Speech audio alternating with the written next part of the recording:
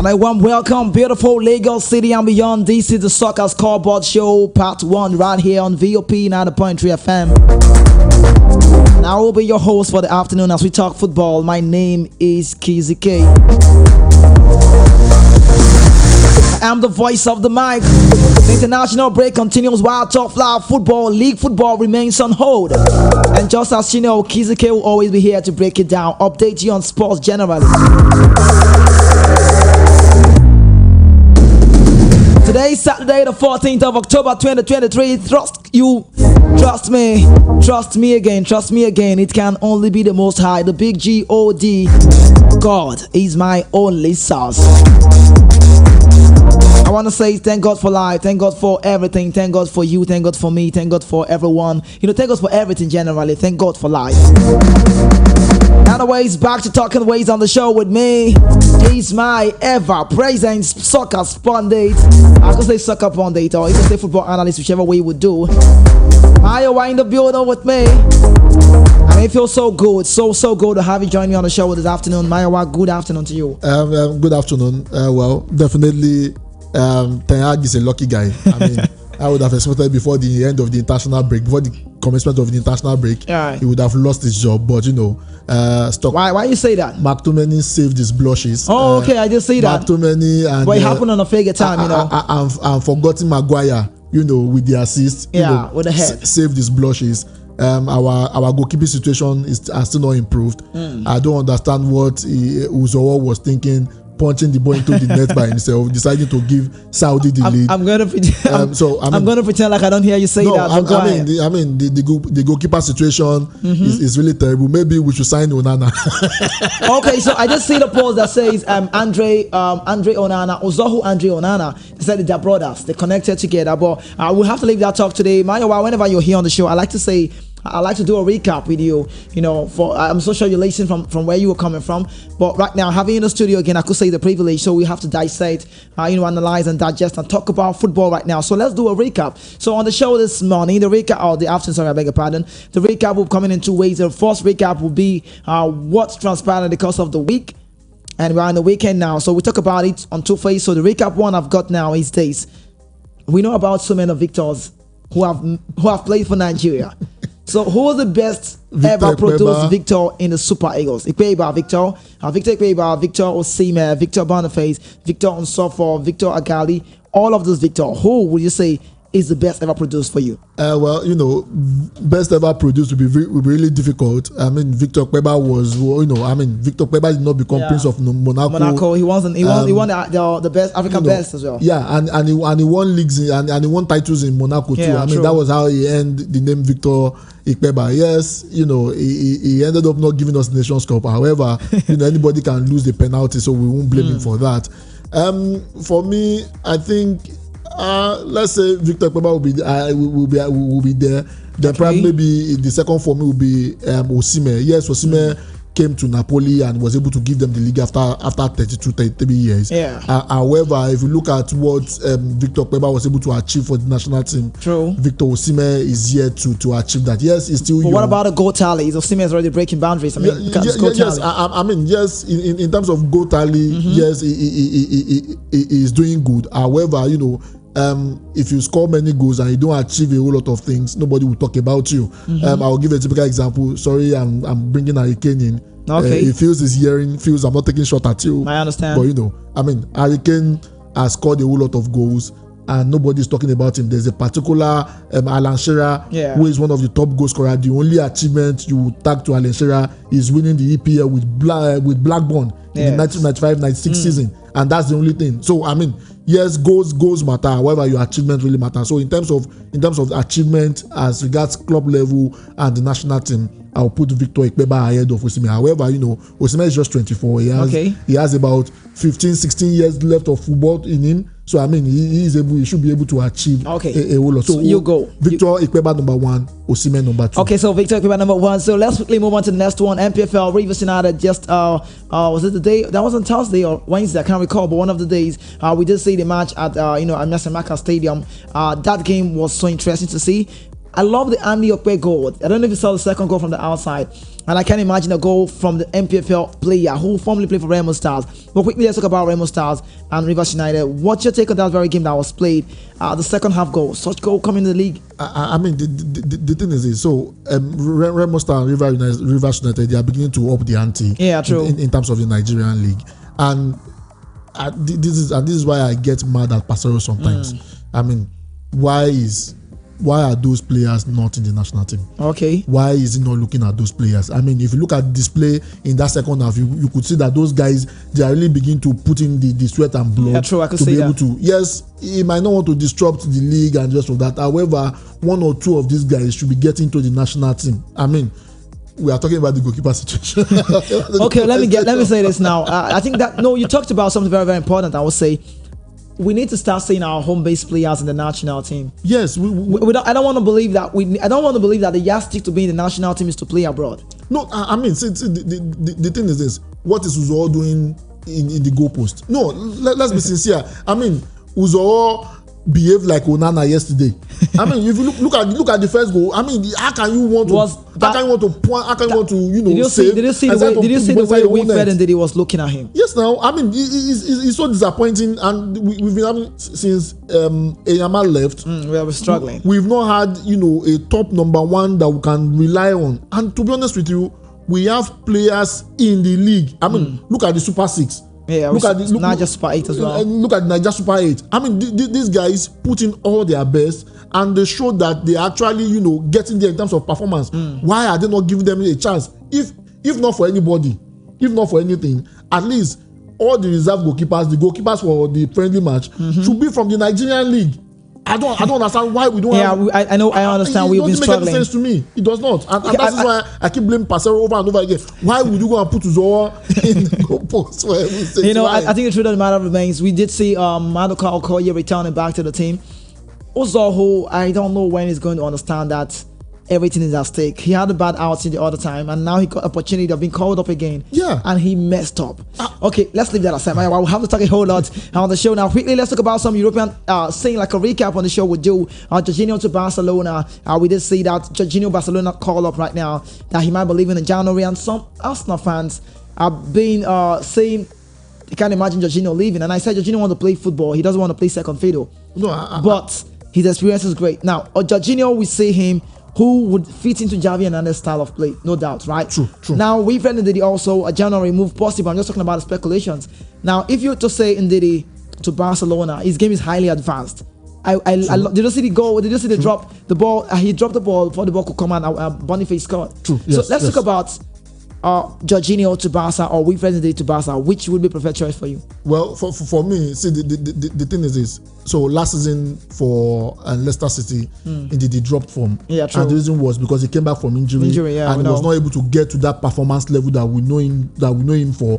And that was one of the reasons why he had limited game times too. And if, to be honest with you, because he missed a whole lot of Leicester City's game last season, that contributed to Leicester City getting relegated. True. To be honest with you, because if you look at the play, it's like the Rodri of Leicester City. Do you understand? When he plays and when he's fully fit to play very well. He's one of the best players in the EPL. However, because of injury, he has lost form. He has not been able to replicate that. Now come to Jorginho and Ndidi fitting into Barcelona style of play, Xavi style of play. I think for me, Jorginho fits in more better than Wilfred.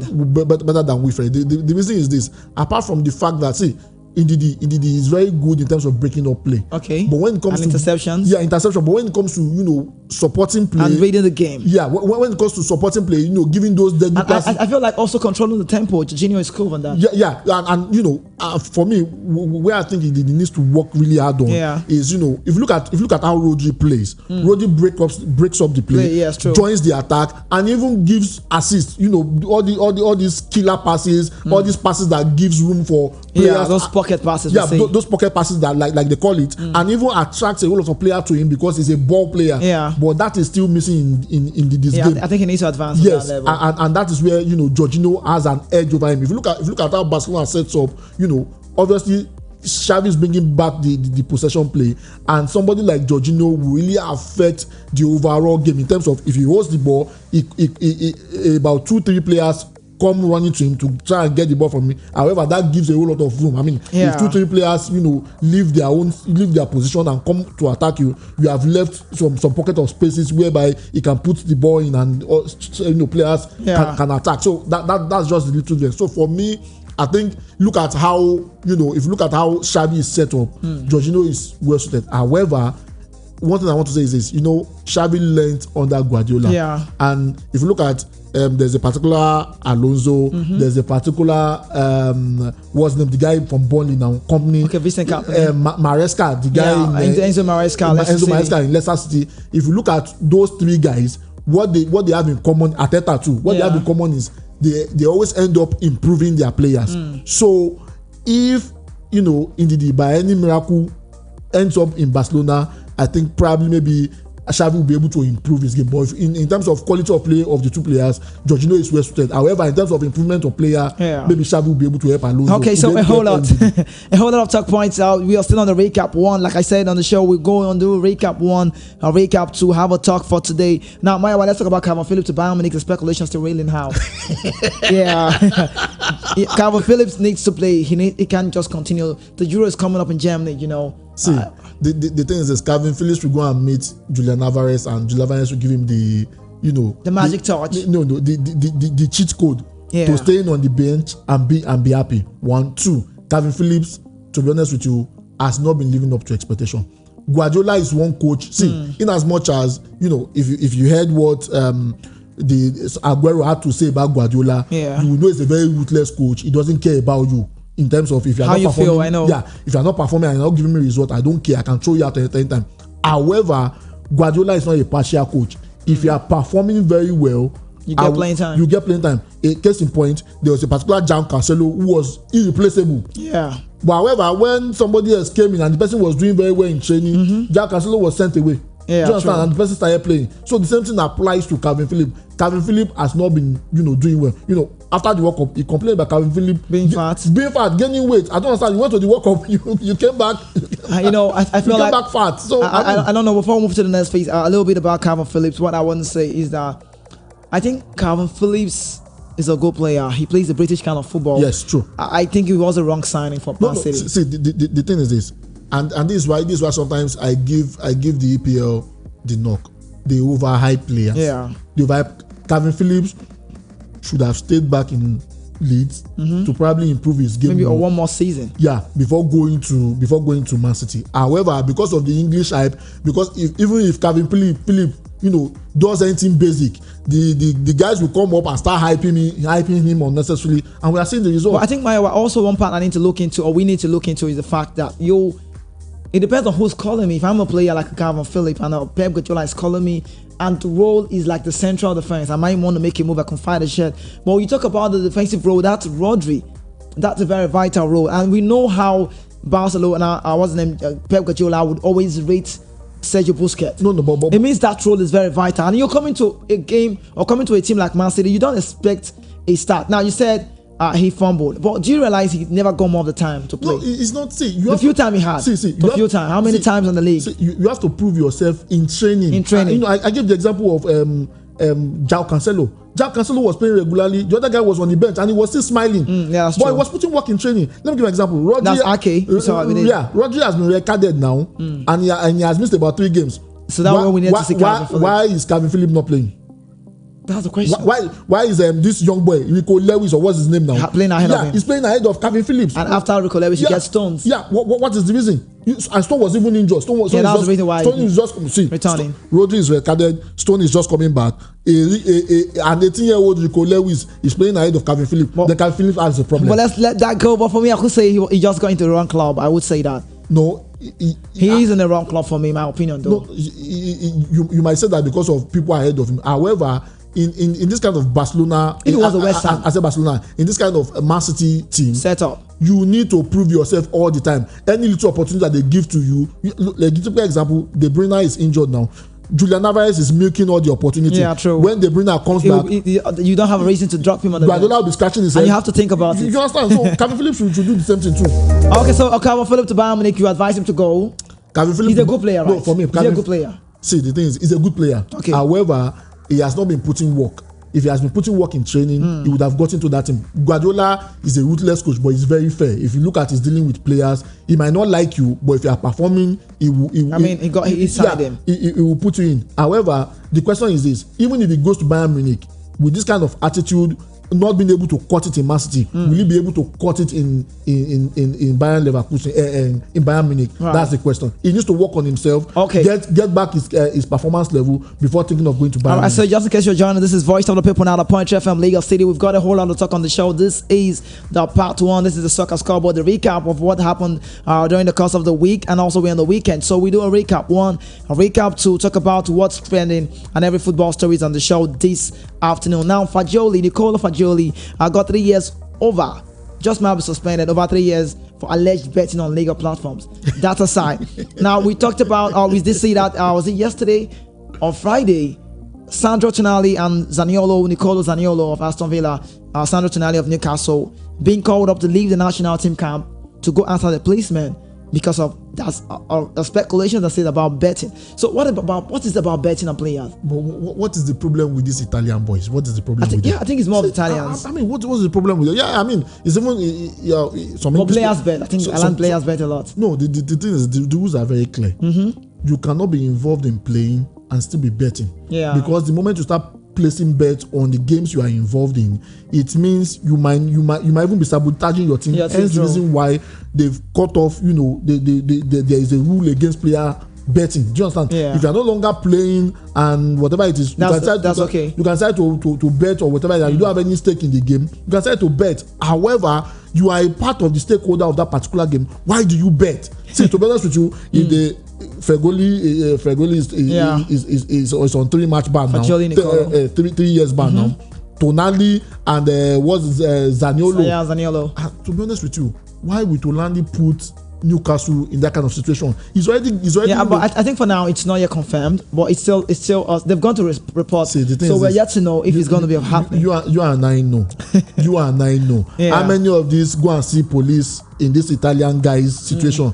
That always ends up innocent. A particular case, a particular jobber said, "No, I didn't use anything. It's a lie. It's this." They went to do sample B. What happened again? Jobber is going to. So I mean, I don't understand the thing. To be honest with you, if Tonali is found guilty, if I'm a Newcastle person, I will sue him for every penny he has collected for the contract. Yeah, but that would be a very big blow for Newcastle if that happens to be, Sandro Tonali, who made a move from AC Milan just recently. The thing is, players, they know this rule. You don't have to do it. They still end up breaking the rule. Do you know the funniest thing? A whole lot of them think they are smart enough that they go and use third party to start betting. Do you think people can't track you? I mean, I don't understand why players like to break the rule for no players reason. Breaking the rules. Quickly, let's talk about the Ballon d'Or. 30th October happens to be the day. I can't wait to see how that day comes to play. Where we say the Ballon d'Or. Who would win it for you? I was gonna say Mbappe, Haaland, Messi, but I don't want to sound the names because we know the nominees. But if you're to say the Ballon d'Or, who wins it for you? It happened in the World Cup year.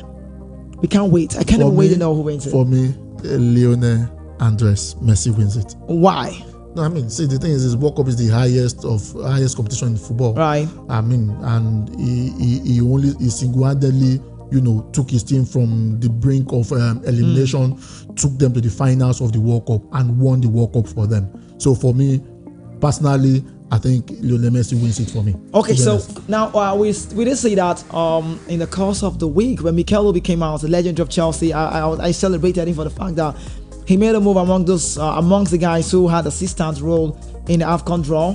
I love to see that Mikel Obi was there. What's his name? Dieter Drogba was there. Solomon Kalou, this Chelsea legend. But let's say now, Mikel Obi has come to say, I've watched Osimhen over time. While he was at Real Chilarai, I've watched him at Wolfsburg. I would say Osimhen cannot venture into a Chelsea side. But recently, with the kind of way Osimhen played, according to Mikel, he said Osimhen is cool enough and good to go, ready to play for Chelsea, and he's advising. He likes to use the word we. We know how it is when you play for a club side. You say we because you're part of the club. And he said he's advising Osimhen to make a move to Chelsea, hopefully in January. And he said, I know you have United in your mind. So that's from Mikel. No, Osimhen should not come to United though. No. See, the thing is, why are you saying that? See, there was a particular day, myself and David D. Shout out to you, David D. Okay. Myself and David D. We were throwing banters on our group. Right. As regards, players coming to Manchester United and they are ending their career. See, I've said it over and over again. Currently, Manchester United is not a fit for Osimhen. To be honest with you, if Osimhen comes to Manchester United, we are going to rubbish him. Lukaku that was very hot in Everton, he came, he couldn't succeed. Yes, people might come out with the argument that he didn't succeed in Chelsea too. However, the antecedents started from Manchester United. Lukaku, that's the same Lukaku that everybody chased away, went to Italy, and he succeeded in Italy. He succeeded in Inter, and he's doing it for AS Roma again. Do you understand? So for me, Osimhen should not make the mistake of coming to Manchester United. Seriously, it sounds very funny from you. No, seriously, you're a United fan. Yeah, I'm a Manchester United fan. Yeah, I understand. To be honest with you, look at players that we have brought in. Look at how they've ended up, because they are not the kind of players that we need.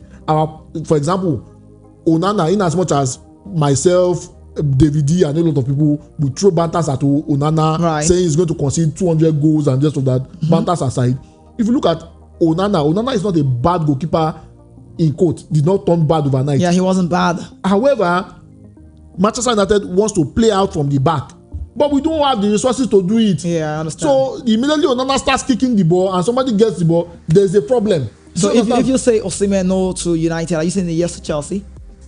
For me, it should. And don't forget, the leave is for January. And if he leaves in January, that means he left in the course of the season. So is he going to stay back January and wait for the season to be over? Or should he make a move now? Because trust me, whichever way you want to say it, Mayowa, that TikTok post. Yes. I understand Osimhen trying to silence us, Nigerians, to say, yes, I'm cool, we are okay, the club team, you have to do so. I mean, when you're in a contract with the club side, you need to do that. But let's look at it from the other part of it.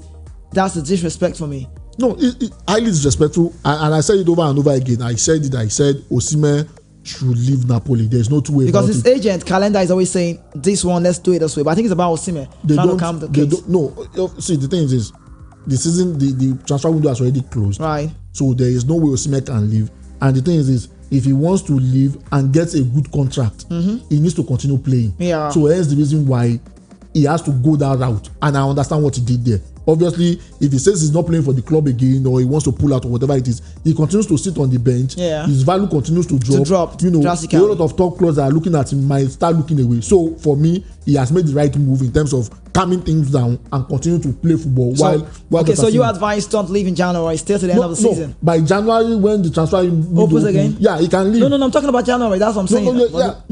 He can leave in January.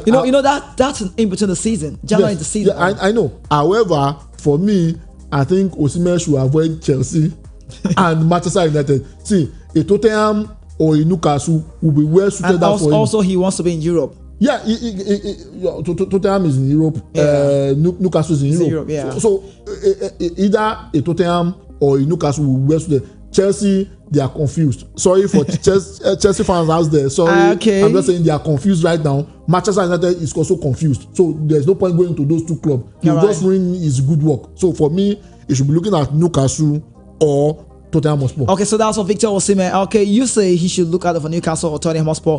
One thing I know about Victor Osimhen, a very prolific international striker for Nigerian side, is the fact that he would not want to go to a club side that is not involved in Europe, and not even now that his expectations are we are really expecting from Osimhen. He's our best player. I mean, Osimhen is in Europe already, so why is he going to a club that exactly taking himself away? Okay, so let's quickly jump on this one now. Graham Potter in the news as we see that as at Monday last week for Napoli, Luciano Spalletti left the club. Now De Laurentiis is saying we need to let Rudy Garcia go anytime soon. So we might be seeing an Antonio Conte and also Graham Potter. So if you have to say between those both, Maya, please don't get me wrong.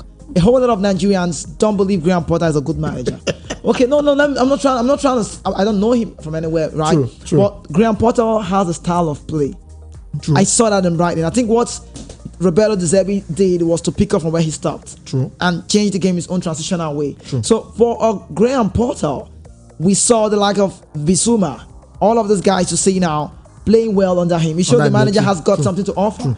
So he went with, I think he didn't really think well, making a move to Chelsea. True. Now, we saw him reject a Leon job. True. I said it here in the studio that he should reject a Lyon job. But do you know something? He's not ready for that challenge. He's not ready for that challenge, but it's something big for him to turn down. I think he believes in his craft. He believes, yes, I'm going to get a club soon. No, sure. See, the thing is, he's going to get a club soon.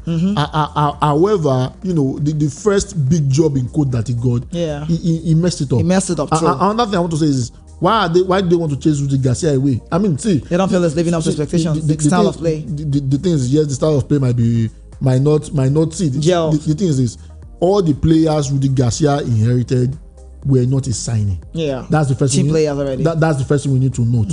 All these players were Luciano Spalletti's signing and the rest of that.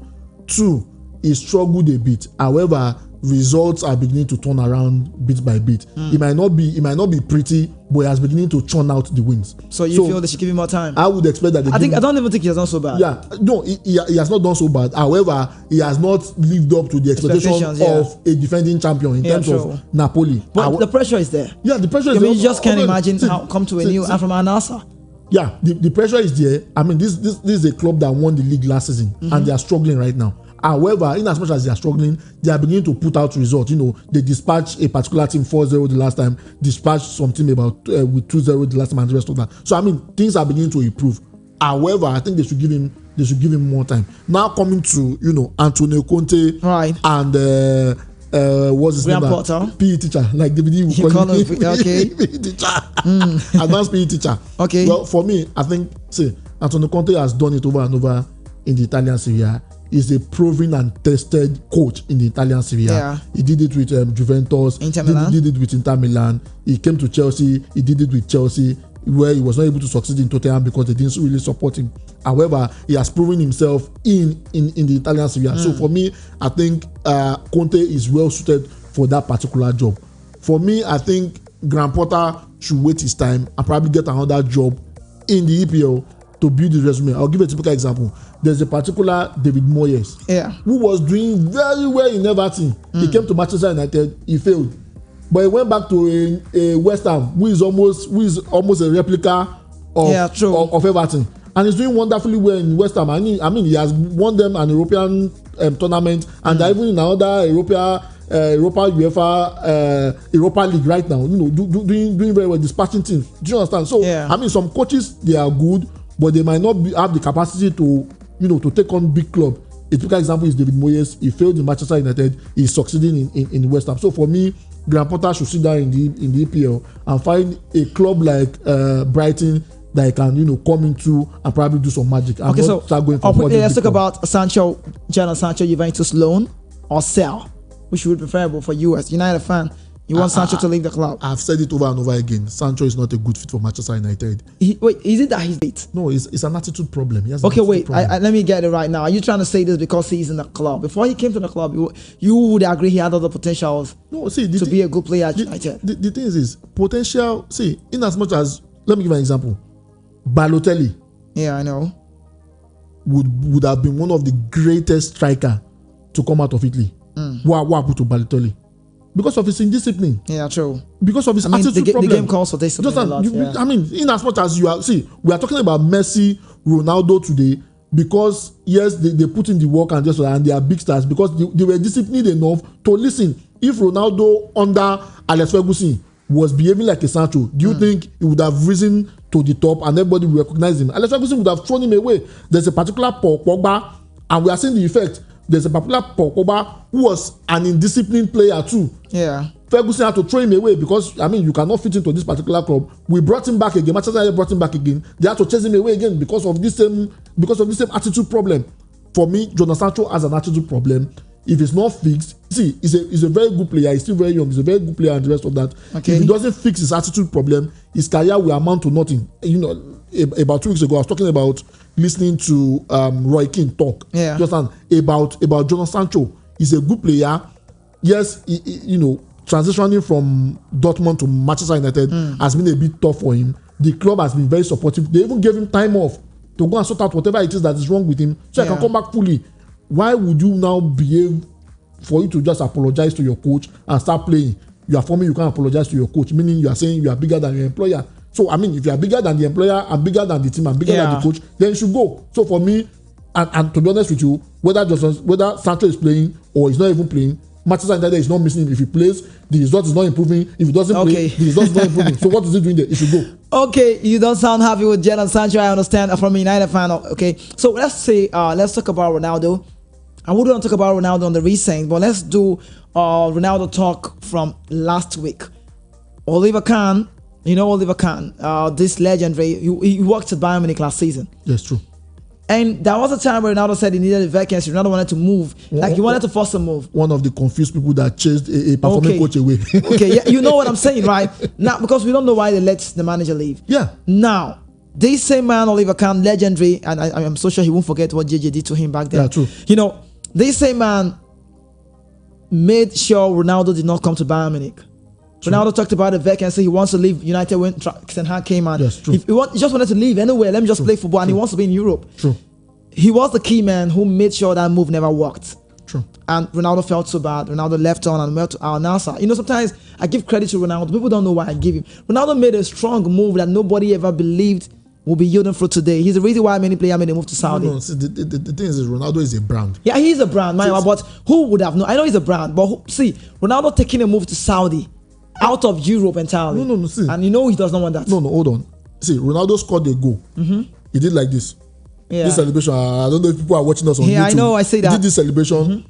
And before the end of that week, everybody scoring a goal, started doing like this. Yeah, true. With the Sue, we say the Sue as well. He shows the kind of influence. This Sue celebration, I was watching some. I think Rangers did it against Remo Stars. I was watching some documentaries about him. A lot of people around the world are doing the Sue celebration because it's an icon. However, yeah, true. I would agree with Oliver Kahn for not bringing him in. And this is the reason. The thing is, they say, at a particular level, you need to understand how to behave. Okay. I don't like how Ten Hag treated him in Manchester United. Ten Hag should have been very honest with him. Okay, from the onset. Yeah, you don't have you're not in my plans. You are not in my plans. And two, even if you are in my plans, even if you are going to stay here, you are not going to play all games. Look at how Zidane was able to manage him. Yeah. Do you understand? Look at how the coach Allegri was able to manage him in Juventus. You cannot be playing all the time. These are some games that you'll be playing and just that. He was not honest with him. He told him that he was in his plan and decided to do the otherwise, which is why he was angry. However, at his level and the kind of years of experience he has, the interview he granted to Piers Morgan was a very, very wrong interview. That's why I always give kudos to Sergio Aguero. He never said anything bad about Pep until he stopped playing for City. And that was when he was able to come out and say stuff about Pep. The same thing with Gabriel Jesus. He never said anything bad about Pep until he left. Okay, so let me quickly come on now. I didn't finish up the story, right? Now, Oliver Kahn, you said you're cool what Oliver Kahn did, right? Yeah, true. Now, Oliver Kahn is jobless at the moment now. He should be jobless now because so he went to Al Nassr. He visited the Saudi Arabian side and met with the Al Nassr top boards. Ronaldo will not let him come. And he said, and he met with them and they said, okay, it's okay, yeah, we can give you a job, but for now we can't say anything. Talk to Ronaldo. And it boils down that he had to meet the same man who you turned down. And Ronaldo said to him, keep your phones on, we'll call you. We'll get back to you. Ronaldo sounds like an HR now. We'll call you. So the question is this, Maya, tell me in all honesty, if you're in Ronaldo's shoes, Ronaldo's contract with the Saudi is very big. Ronaldo has a big say in Saudi. Yeah, sure. He's an influence, like you say, he's a brand, CR7. Yeah. If you're Ronaldo, or if you're Ronaldo's shoe, tell me the truth. Would you say a yes to Oliver Kahn? Like, keep your phones on, it means be positive, we might call you back. No, the thing is, let me tell you the truth. Is that the send off? No, let me tell you the truth. Ronaldo was just being polite. Okay. Ronaldo will never, and Nasser will never call Oliver Kahn back. And let me give you an example. All right. There's a particular pundit that, went hard on Ronaldo. This Liverpool legend, the guy that plays defense, what's his name now? Jamie Carragher. Yeah, he went hard on Ronaldo. And Ronaldo was doing warm up. He greeted Roy Keane, said hello to Gary Neville, and just walked past. Carragher. Till now, he doesn't respond to anything Carragher says. Do you understand? Because he has blanked him. So the thing is Ronaldo has a good problem, and he would never allow Oliver Kahn to be part of Al Nassr.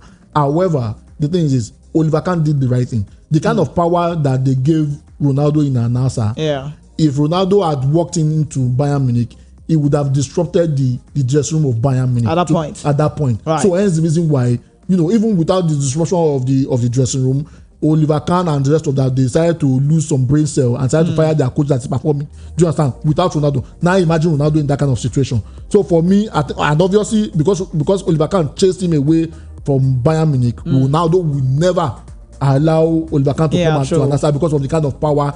You mean he's just being professional? That's why he said, "I'll get back to you." Obviously. So okay, Oliver Kahn is not going there. It's not going to happen. All right, let's move on. So lastly, on the recap for the one side we are talking about right now, this one comes to say, reportedly said, Cristiano Ronaldo has been offered a transfer to Newcastle United, a side owned by the owners of Al Nassr. Although he hasn't shown much interest so far. Talk about Ronaldo now. He might think about it in the coming weeks. So Ronaldo is really doing well for the Roberto Martinez team. That's Roberto Martinez, the Portuguese side. Martinez, the former Belgian coach. Now we saw Ronaldo's goal yesterday, legendary. I'll talk about it on the show now quickly. Ronaldo to Newcastle. Would you want to see this happen? No, Ronaldo is not needed in Newcastle. He's not needed. You think so? This is the kind of power they gave him in Al Nassr. Yeah, he's going to bring that same power to Newcastle, and it's going to disrupt the dressing room. Are you advising Ronaldo should remain in Al Nassr? End up, he said, "I will play till 42." No, he should remain in Al Nassr. The reason is this: see, egos will clash. Do you understand? See, the owners of Al Nassr, they are the owners of Newcastle. Yeah, true. Do you understand? And look at our previous discussion. They gave him a power to decide if they will hire Oliver Kahn. Yeah, that's a big power. Do you understand? That's a big power. The same power is the same power he want to bring to Newcastle.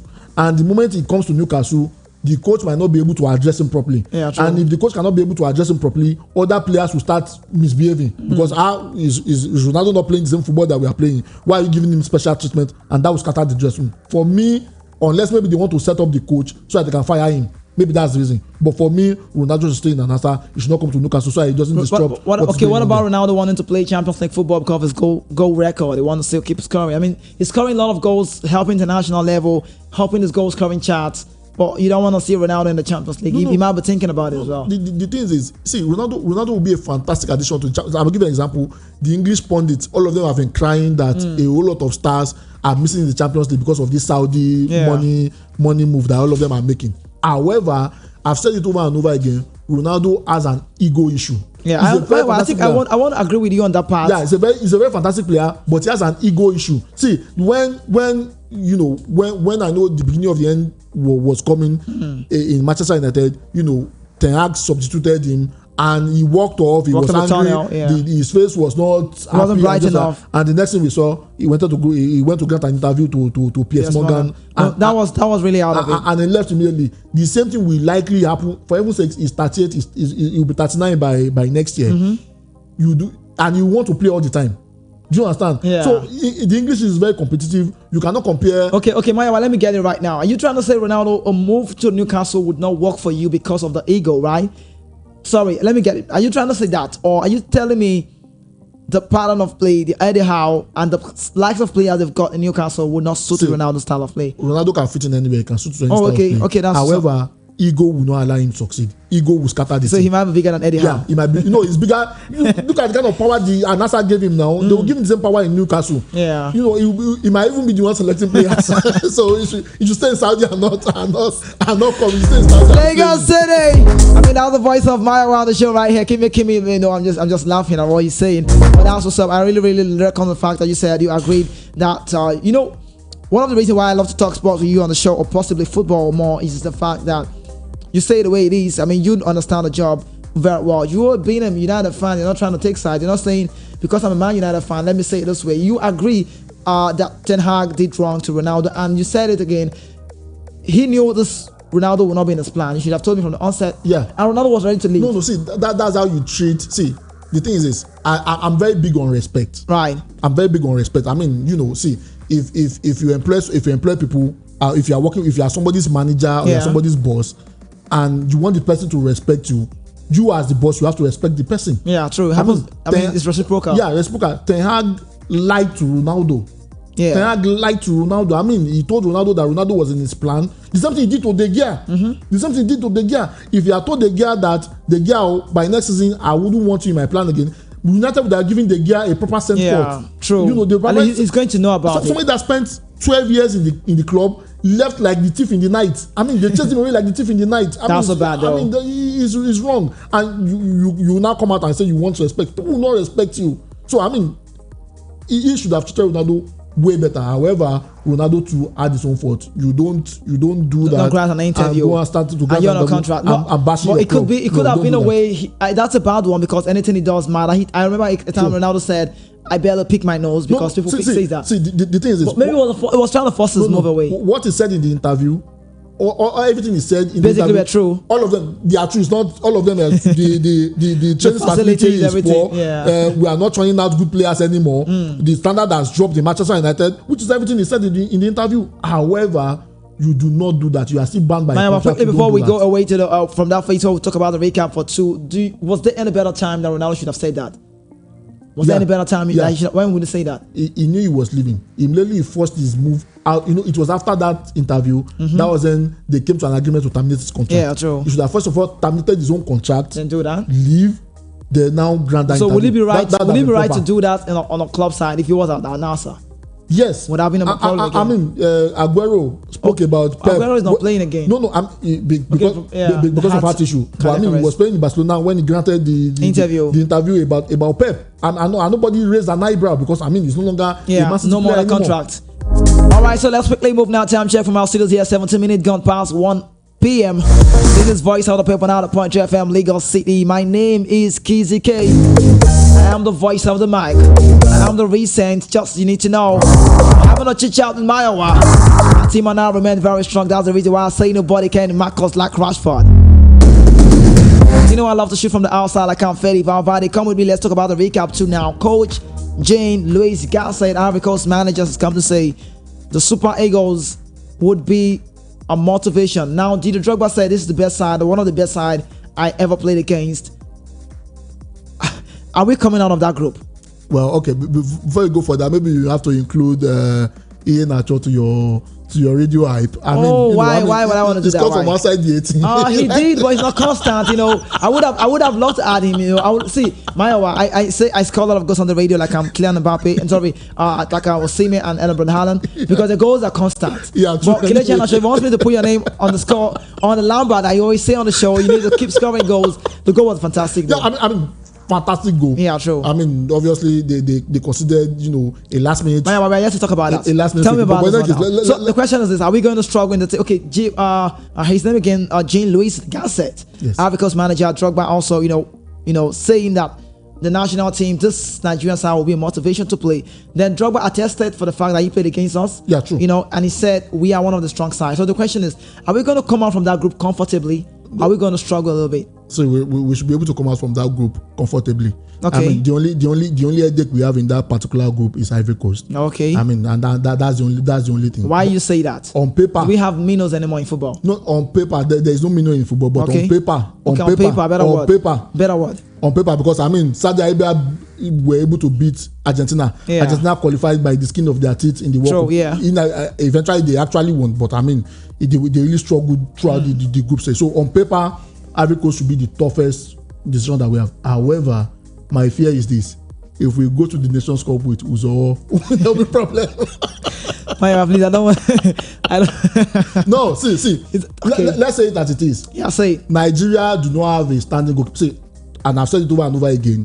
Peseiro is not the kind of coach that should take us to the Nations Cup. I've said it over and I will say it again. I don't believe in his abilities. I watched the game yesterday. A whole lot of the things that happened in that particular game was more of the boys doing their thing, not the coach doing it, not the coach. So it was an individual effort, not the coach having serious input. I watched him, and I was looking for any tactical move that would be able to make to be able to override the Saudis in the first half, because I mean they outplayed us in the first half. They played us very well in the first half, true. And there was no counter move from him. So I mean tactically, I don't think he really did anything much. In as much as our players showed up. But would there be any time and they scored? Are we ever going to see? Because my guests on the show, David, shout out to you guys, Mr. Phil as well, Charles. They barely say anything good about Peseiro, which is okay. No, it's okay, Mayawa. I'm not arguing with that. But would there ever be a time that we can see? Do you think there's anything Peseiro will do that will satisfy Nigerians? No, see, the thing is this, unless the thing is this, if he wins the Nations Cup. No, not that. If he might even win the Nations Cup. Okay. He might even win, let me give you an example. Or Torreira, the coach that won the Euro for Greece in 2004. Yeah, great coach. What did he do specially? What he did only was the only tactics he brought is, defend massively, and when you have the chance, hit them on the counter and defend, score and defend, and that was what he did, and he won the Euros. You understand? A lot of people rate him as one of the good coaches, but in terms of if you look at his play tactically, if you look at his philosophy and tactically, you know that he's not any coach that is up there. Where is Otorea today? He's no longer coaching. Where is he today? I mean, he's 75 or 73 years old now, but he's no longer coaching again. Immediately after they won the next couple of before the 2006 World Cup, he was fired. You understand? The same thing happens with Peseiro. I was watching the game yesterday. I was looking for any tactical input from the coach. And you couldn't say anything. There is none. Yes, we drew the game 2-2, but there is no tactical input in terms of what he did. So for me personally, even if he wins the Nations Cup and I still don't see the tactical input, I will still be saying it all to tomorrow. That's not the kind of coach we should, we should hire.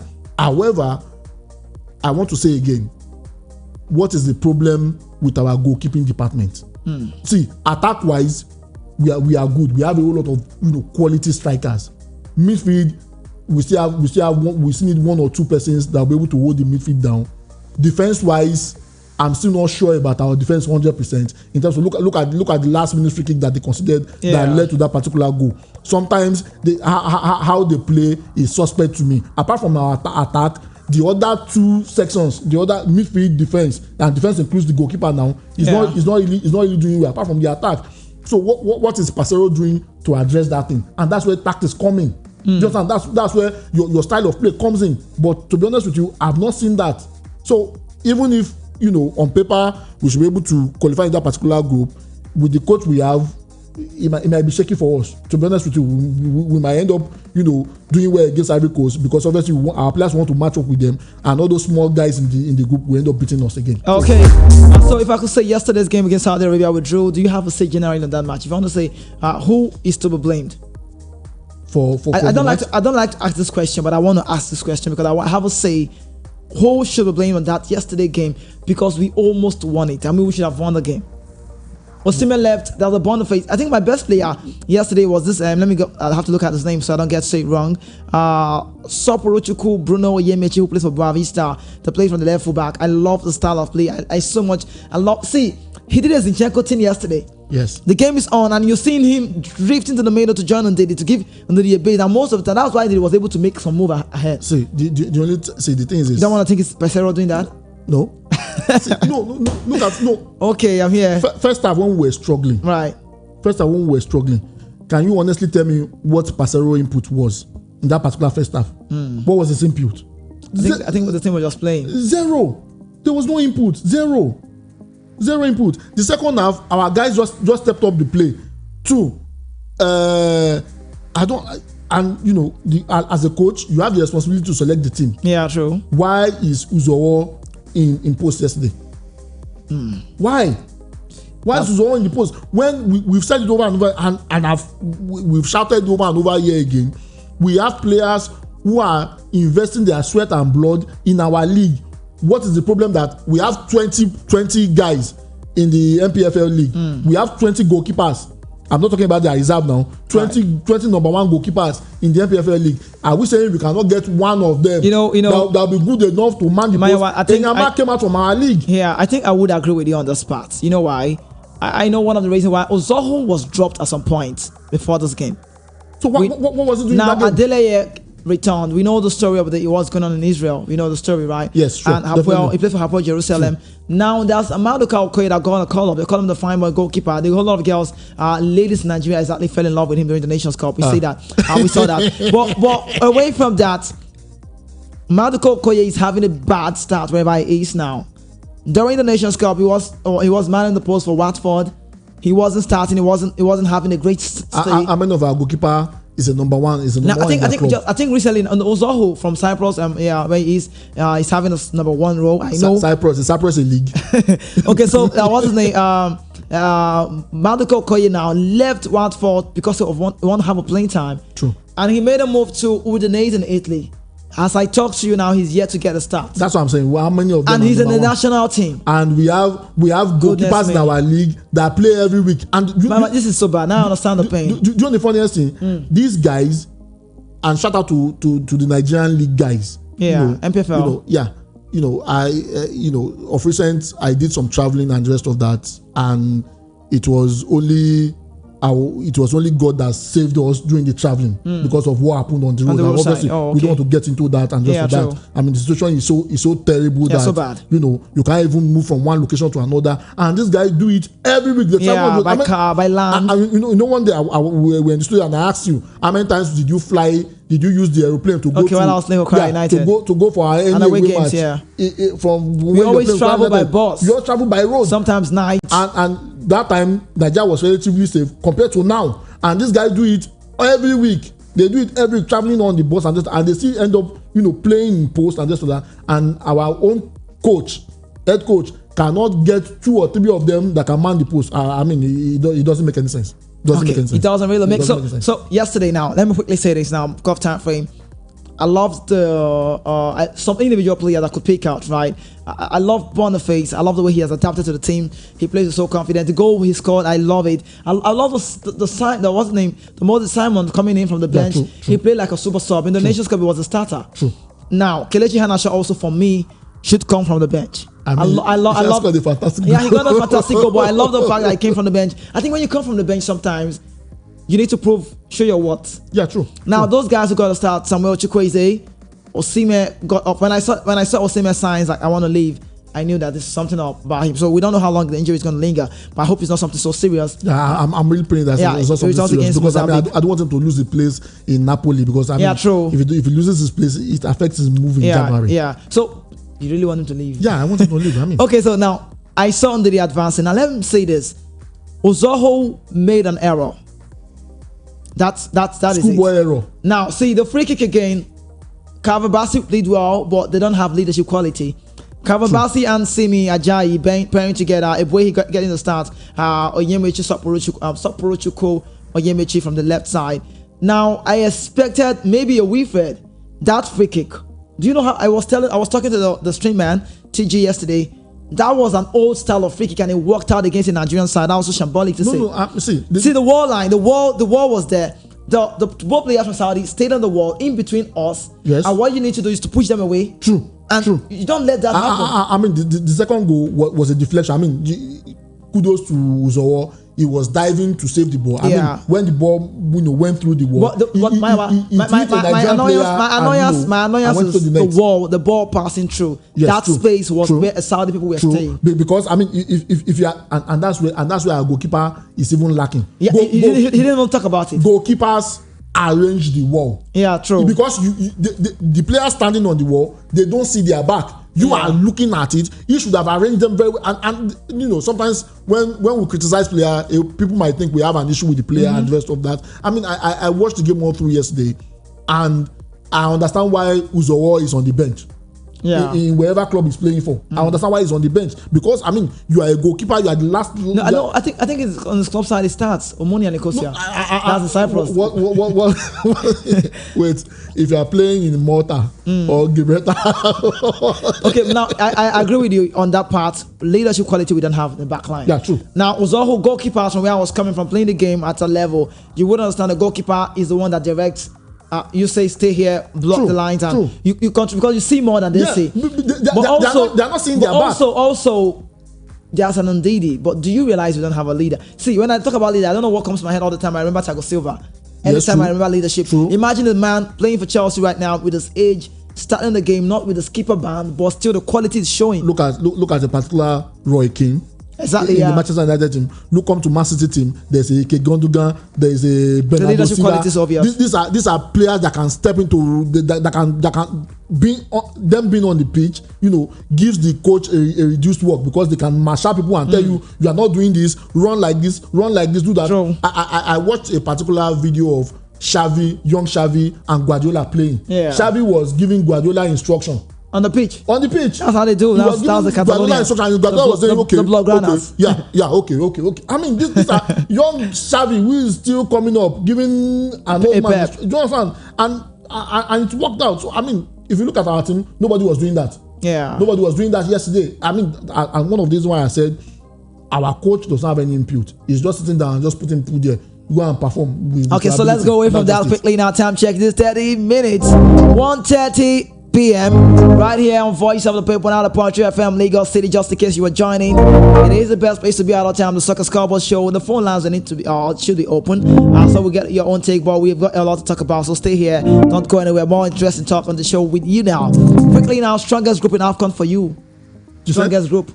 Strongest group now come on. I have my mobile, so you tell me. Let me see. What's your strongest group? Okay. Which one is the lesser strong group?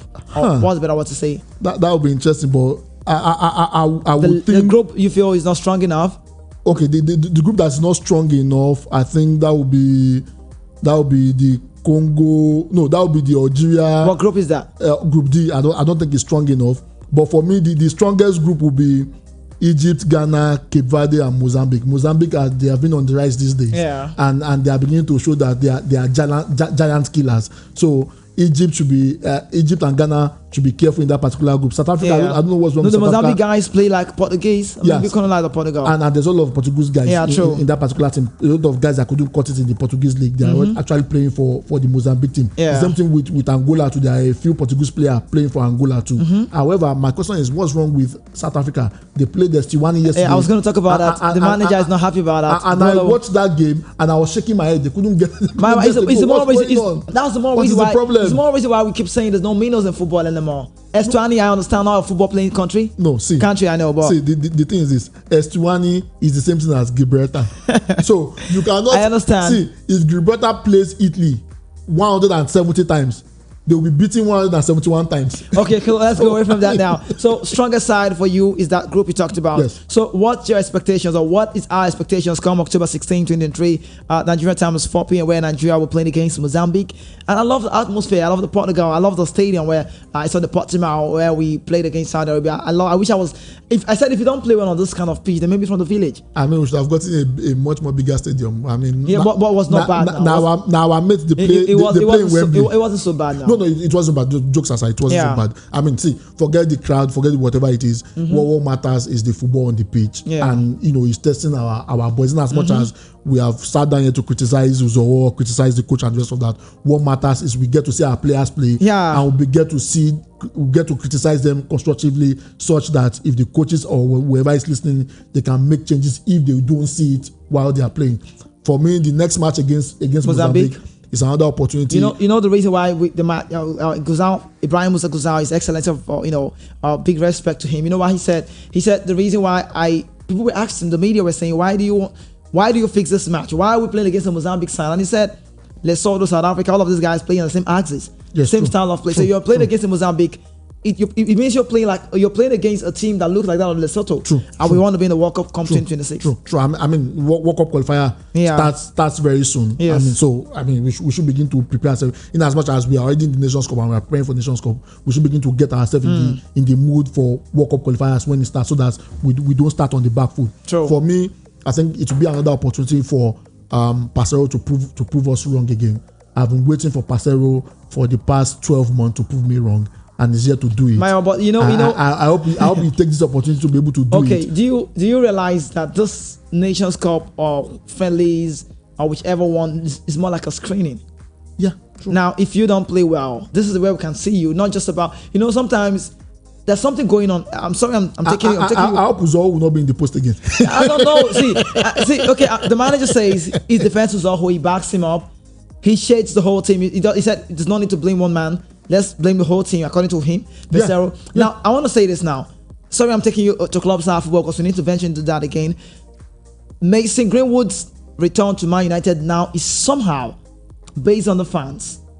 The fans have a role to play on Mason's return. Now, what am I saying? Do you realize if we Nigerians keep clamoring and saying we don't want Uzoho, the manager, it gets his head. You don't want to go with Uzoho, you will have to drop him. No, but the thing is, see, Uzoho should prove us wrong. Okay. Uzoho should prove us wrong. See, the thing is this. Let me talk something about the Mason Greenwood. I'm sorry, I'm digressing. Okay. Let me talk to you about something about Mason Greenwood. See, Mason Greenwood is only some few angry people in that particular Manchester United fan, whatever club, that are angry about Mason Greenwood, the fact remains that the case has been dropped against him. Yeah, true. And I don't think we should continue to punish him and end his career. He's doing well in Getafe, and Manchester United is struggling very soon. Do you understand? Okay. So if when the loan expires and he wants to come back to Manchester United and Manchester United is still struggling, I don't think anybody will want to cry about that. A whole lot of them are crying about he did this, he did that. However, the those in charge of the laws there, those in charge that can prosecute him. I think one of it again is one of the reasons why they let him go is also. I think that we not talked about the pressure so much, but let's go back to this one now quickly. Yeah. So for me, Uzoho should prove Nigerians wrong. I mean, why would you make that kind of rookie mistake? Okay, let me ask you now. Maya, say the way it is. Should he be dropped? Is he enough reason? Can we drop him now? Uzoho should be dropped already at this point. I've said it over and over again. No, see, the thing is, you're taking a strict measure. No, for the past almost 2 years now. We've been in this studio and we've talked about our goalkeeping situation. We know that's our problem now. We've talked about our goalkeeping situation. Basic problem. And all the keepers they featured so far have not lived up to expectation. There's one Andre Onana second one that we have. What's that his name again? I can't remember. What's that? The one that has the hairstyle of Onana. Is it Adeleye or what's his name? Okay. He looks like Onana with the hairstyle. However, all these guys have failed. See, two, the goalkeepers that we keep fielding, they are not playing in their clubs in Europe. Do you understand? Why don't we come to our league? We have 20 starting goalkeepers. Is it possible to get all our goalkeepers from the league? Yes, why not? Ijeoma was gotten from here. Yeah, true. Ijeoma was gotten from here, and he went on to do fantastic things before he retired. We have 20 goalkeepers that are playing every Saturday, midweek and weekend. They are playing first team football. Yeah, and they are traveling on this very good road. Let's not say on that thing. Our very good Nigerian road. You understand? And they are performing. Why not pick 3 of them and let's see? Pick 3 of them. Pick the first 3. The first 3, 1, 2, 3 on the league. Pick them. Let's see their performance. They don't do well. Go to the next one. Go to them before you run out the 20 guys. Yeah, true. You will see one that is good. All right, away from that now quickly. So tell me quickly on this Mozambique game. What are we expecting? Are we going to climb them? Are we going to grind them? Are we going to scatter them? Well, we're supposed to scatter Saudi Arabia yesterday. What happened? I told you guys that was a very nice, friendly game because we played against a team that is united. Yeah, true. They play as a team. True. Well, let's go away from that now. Quickly back to club football. I was going to talk about Tillemans. Tillemans has fallen out of game time. When I talk about James Maddison, I love to say that Yuri Tillemans, the Belgian international, played a key role for Leicester City last season. Yes, true. Very true. He was one of the reasons why we saw Maddison play. Yes, true. He gives the ball. We play together like a team. Yes, true. Now, he's a central midfielder. Maddison played advanced role. Yes. Now, Tillemans made a move when Leicester City got on relegation. I knew that. I said to myself, such players would leave. Yeah, true. They did not leave because of the injury, and his game value dropped. Yeah, true. But Maddison could not stay. They couldn't keep him. And Maresca wanted the Maddison to stay. When they fired Brendan Rodgers. Yeah, true. But Maddison made a move to Tottenham Hotspur. Tillemans wanted to make a move to Arsenal, which never worked out, and I don't know why till today. Now, he made a move to Aston Villa. He has fallen out of. See, it's not even like he got playing time. I don't know the story with Unai Emery and Tillemans now. Probably maybe the guy will be looking at their Euro qualifier.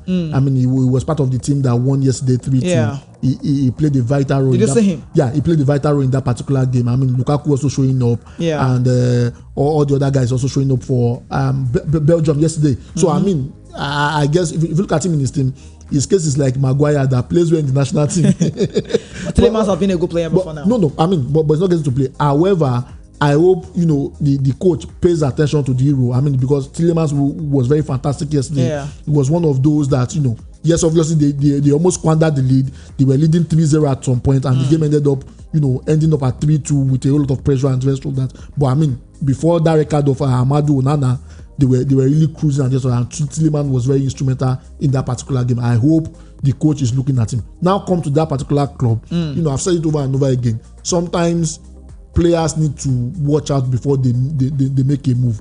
Yes, you might be a good player, but the club you are going to, does your style, will you be able to fit in? They should also be considering that. Tillemans that was doing well in Leicester City cannot cut it in Aston Villa. However, we still have about 31 games more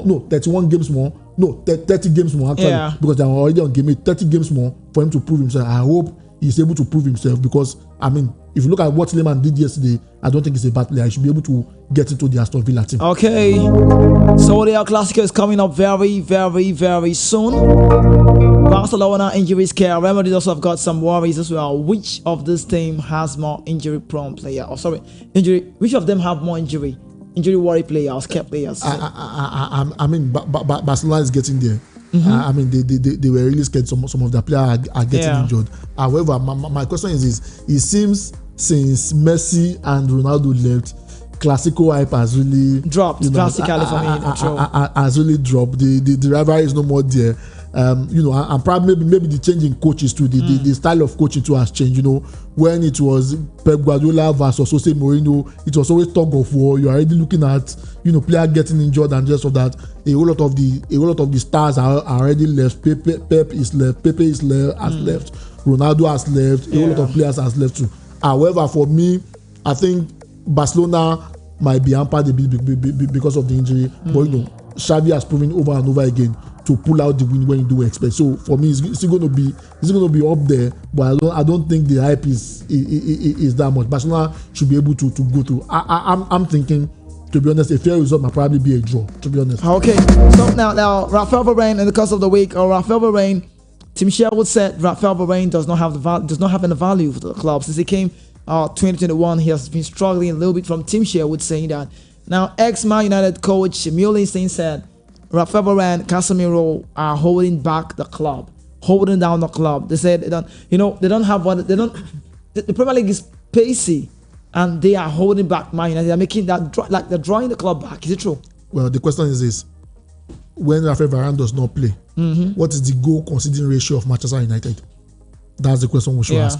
That's the question. When Casemiro is not playing, how is Manchester United midfield holding up? See, the thing is this: Casemiro has dropped in form a bit. Yeah, true. Rafael Varane, we all know before we signed him, he's an injury player. Yeah, and that was one of the reasons why he left even Madrid, because he couldn't play consistently, and they needed people that could play consistently. He's always injury prone and just for that. However, when these guys are playing, if Varane is playing, our defense is more coordinated when Varane is playing. Yeah. The stats are there. How many goals do we concede? Yes, there's also a De Gea that was making the save last season and just so that, which is better than Onana that we have now. However, if you look at the stats, anytime Varane plays, and anytime other players play, we tend to concede less goal when Varane is playing. So I mean, you cannot say Varane is a bad player. Yes, you might have a point saying it's injury prone and just so that. For Casemiro has dropped in form. However, even with the drop in form, he's still better than some of our players that we have currently now. Remove Casemiro from our midfield and we start struggling.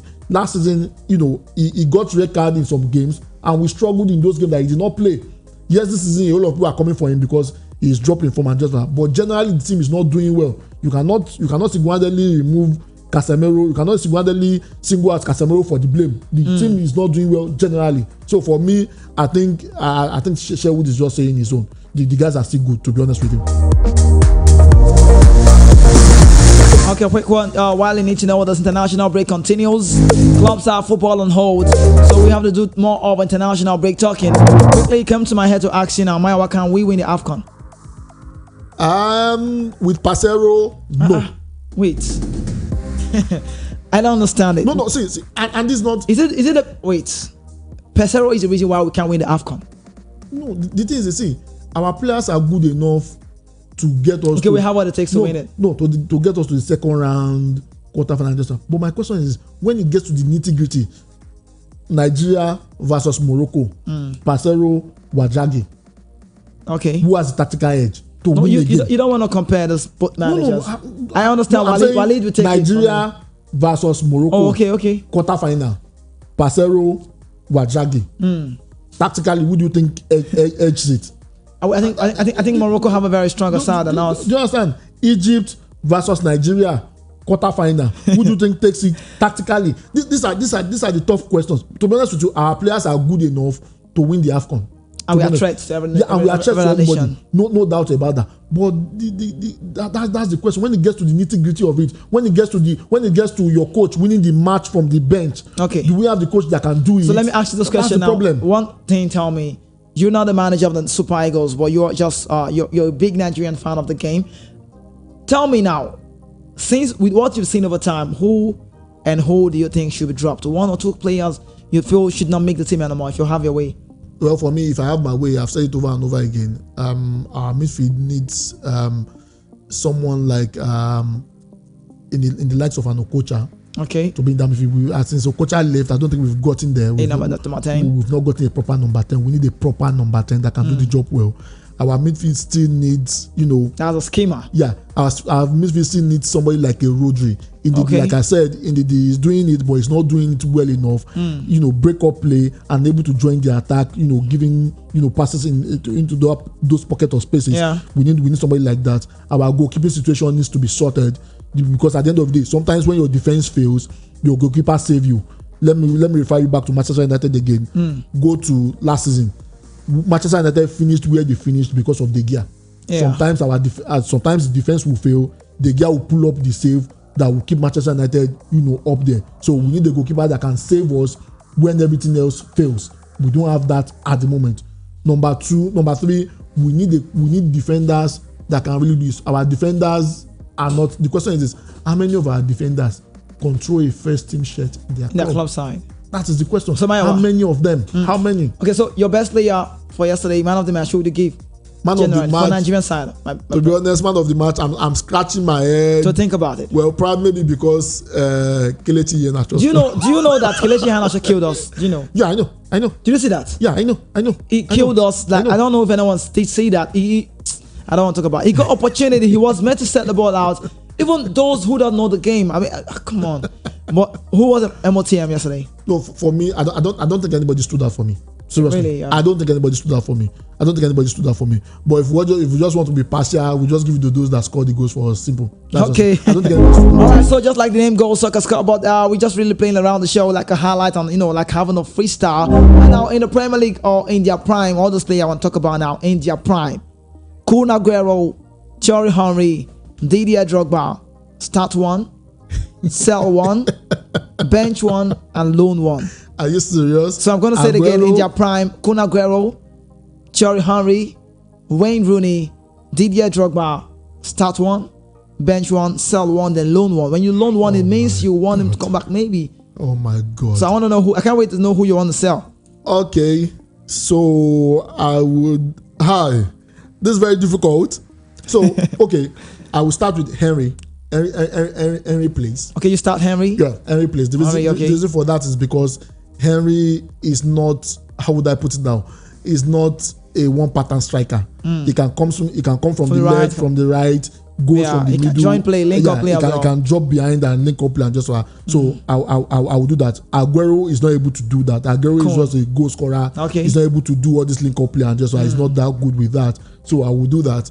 Henry for start. Henry starts. So Drogba stays on the bench for me. The reason why Drogba stays on the bench is this: anytime Henry fails, or maybe the person supporting Henry is failing, I can bring in a Drogba. He has a way of controlling the ball and attracting defenders to himself, such that there will be a free space for Henry to work on. So Drogba stays. Aguero, I loan Aguero. You loan Aguero. I loan Aguero. Kun Aguero. Okay. I loan Kun Aguero. And you sell Rooney. Rooney should go to. You sell Rooney. Leeds United. Okay, one of the reasons why I talk about you on the show, a Man United fan. I'm so sure if I ask this question to Man United fans or any Man United fan I know, he would say, man, Rooney starts. But I'm just saying, all of these guys are great players. No disrespect to any of them. Now, quickly, I need to bring this one out because this one is trending on social media, Lagos City and beyond. If you're listening right now, please take this one very serious. Now, we did see the post that says, breaking.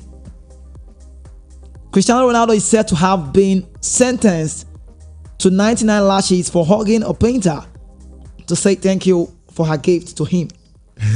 This angered a group of religiously strict lawyers in Iran because under Iranian law, touching a woman when in a relationship is a form of adultery. Now, they say Ronaldo is going to be flogged. He's going to be caned. So this is what I've been trending over time. But I'm trying to correct the impression or that impression that says this. According to reports directly from Iran. Now I sound like I'm one of the Iranis. So Iran denies reports of Ronaldo facing 99 lashes for adultery. Iran have denied reports circulating in the social media that Cristiano Ronaldo will be facing 99 strokes for hugging and kissing an artist. Or kissing artist. Her name is Fatima Hamami in Tehran.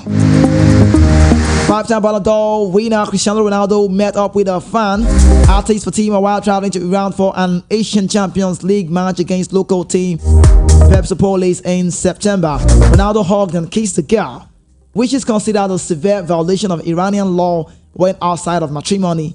Before the game, she presented him with 2 portraits. Just like the name goes, Hamami painted the portrait with her feet due to her paralysis. Now, however, the former Man United and Real Madrid star has not yet been formally changed.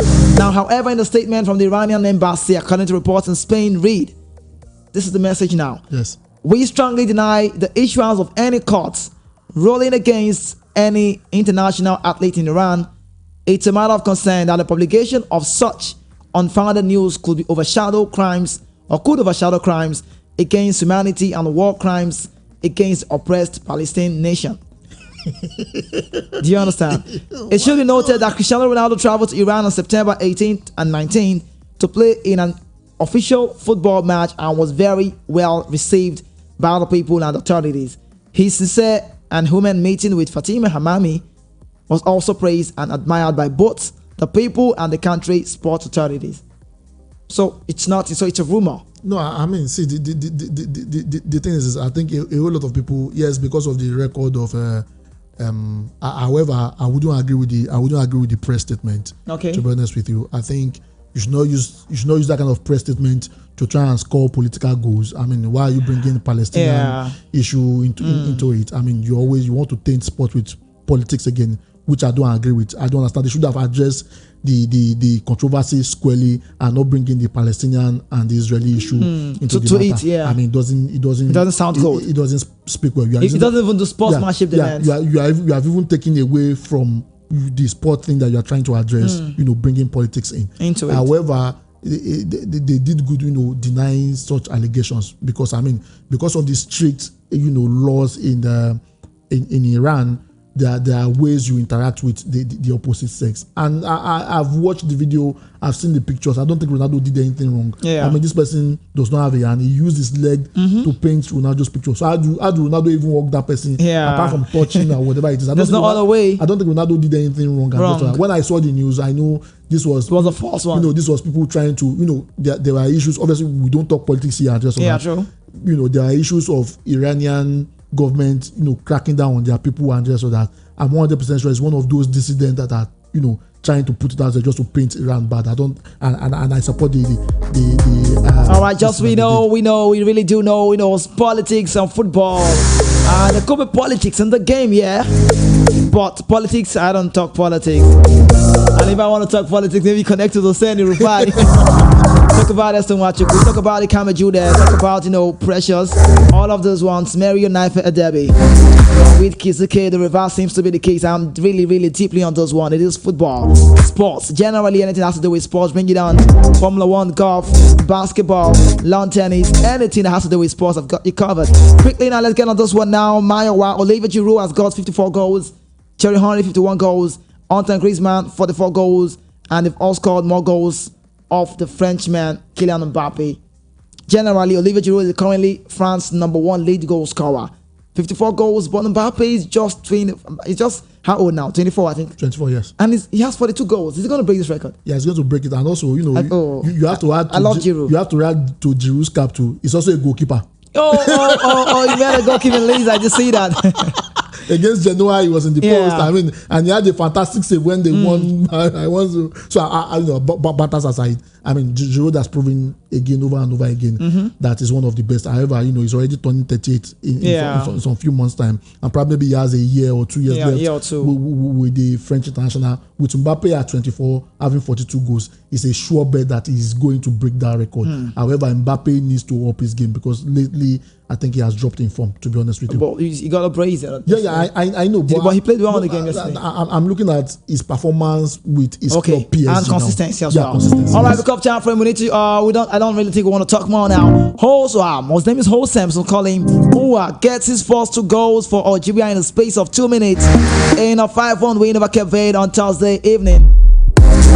Portugal are heading to Germany, qualified already. 7 international goals for Cristiano Ronaldo after turning 30. Cristiano Ronaldo is the first man player in football history to score 125 international goals. I was going to say 125 goals, so I beg your pardon on that. I like to go with the record again. Cristiano Ronaldo is the man. He is the first man player in football history to score 125 international goals. Cristiano Ronaldo was honored before kickoff for reaching his 200th Portugal cap in June. And now Mbappe has got 41 goals in 72 games. Mbappe has equaled Michel Platini's number of goals with France 41 in the same number of games, 72. Yesterday, full-time results: a 4-goal thriller in the match. Super Eagles. I love to say Abdullah, Amari, on goal, Kelechi Iheanacho, Salman Faraja, and Mohamed Akani. These are the goals, the guys who found themselves scoring. Now for Chelsea, Amanda Bro has returned to Chelsea training ground after a brief spell in the Albanian national team. Chelsea are keen to manage his fitness as they build up to Arsenal to visit the Stamford Bridge on Saturday. Don't worry, club football will be back. We'll talk about it hopefully. Dan Burn of Newcastle have signed a new contract that will keep him at Newcastle until 2025. Japan men's national team last 5 matches have won by at least 4 goals. I can't really do more. I really think I have to go now. My time's up. But quickly, let's talk about Ronaldo's goal record and Ronaldo. We needed to talk about Ahmad Hussein, what is his name? Angel Postecoglou. A whole lot of packaging, so on. They carried everything for September. But let's not talk about that now. Let's talk about Ronaldo and his goal record. Ronaldo every day making magic. Yeah, I mean, it shows if you put in the work, you get the result. So it's a work. Put in work. It's a work. Yeah, I mean, at 38, he's still doing it. It shows that he put in work. There's a particular Hazard who has retired. Yeah. I mean, and everybody said he's a lazy guy on the training pitch. Ronaldo is a hard worker and is getting the result. So kudos to him. 125. So goals. High mentality. Yeah, high mentality. 125 goals, scoring over 73 goals after he's 30. It shows he. Does Ronaldo even know he's 38? No, he doesn't. He doesn't think it. The way he plays. I think it's the mentality. No, the way he plays and the kind of treatment he has given his body, he doesn't look 38. Many guy who want to select the food, that's diet, that's discipline. How many would do that? Lagos City and beyond, it's time for us to go now. Well, a quick one. I need to apologize on the show. I'm so sorry. When I came to the studio today, I met Mayowa and I said, I'm so sorry. Today feels like a day where we just have a talking, just like a talk radio station would do. But regardless, I'm so sorry the lines are not open for you amazing listeners, because I understand a whole lot of people have got something to say about what happened yesterday. But hopefully I'll return back on the show for you. Hopefully, all by God. It will be by 5. I mean, did I say 5? Sorry, I beg your pardon. I forgot it's the weekend, sorry. I'll be back on the radio again today. That's 6:30 p.m. to run the show till 8. That point will be a very, very open time. Hopefully, I'll open the phone line. That will be where I'll be bringing football and entertainment work together with football. You will see how that will be going. But so much. I'll thank you for you sticking by and also staying around with us on the show. I really, really appreciate you guys. Lagos City and beyond. You don't know how much I will keep appreciating you. Thank you so much for listening. Thank you so much for tuning in. I beg your pardon. Please, I beg you again, don't tune off. Keep listening to View Up Another Punch FM, the best place to be. Maya, let's get you on the sign out. Well, like I always say, Amaka will always disappoint. Surely. I hope Nigeria will not be the Amaka. However, against Mozambique. However, to the young ones out there, please, honesty is the best policy. If you a lie you told today might catch up with you 30 years later. Good afternoon, Lagos City. Thank you so much. If I had my time, I would have asked you why you did say that. But shout out to Maya. Thank you so much for coming around, always on the show with me to make it a fly time. Lagos City and beyond. Thank you so much again from my heart. I love you and I can't do the show for you. For me, without you would be incomplete. One thing very importantly, you need to know: without God, there is no Kizzy K. There is nothing wrong in starting small, but there's everything wrong when you settle for less. Keep dreaming big, Lagos City. Work hard to make it a reality. Do well to follow us across our social network at Voice of the People now, the Point FM. And you can connect with me at Kizzy_K10. That is KIZZY_K10, or you might call KIZZY_K10. My name is Kizzy K.